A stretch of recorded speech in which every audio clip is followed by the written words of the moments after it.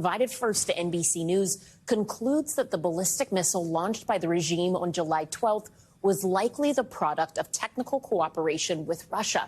The new missile is a significant advancement for North Korea and significant escalation in the country's threat capability. NBC News Chief Foreign Affairs Correspondent Andrea Mitchell joins us now. Andrea, what do we know about the capabilities of these missiles?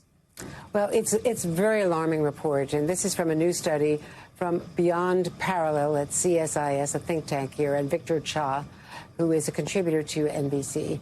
And it was first reported by us that this new North Korean missile, tested in July 12th, is nearly identical, Ellison, in appearance and in trajectory data to a Russian missile that can penetrate U.S. missile defenses and carry multiple warheads across the Pacific and to the continental United States, in fact, as far as right here in Washington, D.C., the nation's capital.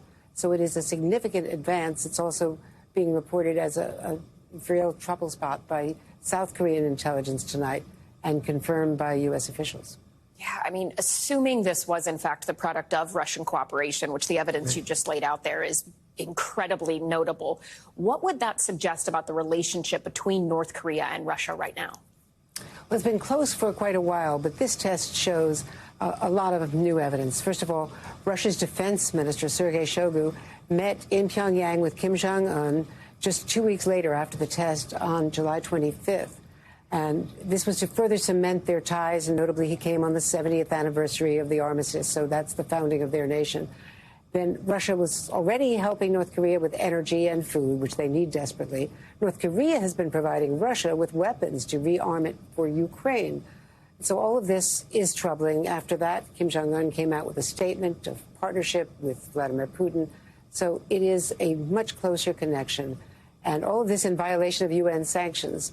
And this will all be part of tomorrow's big Camp David summit, the first of its kind, when President Biden is for the first time hosting the leaders of South Korea and Japan to discuss the growing threats in the region, which certainly include North Korea, but of course also what to do about China. So a lot of issues on the table tomorrow in Camp David. Ellison? Andrea Mitchell, thank you. There are, I think,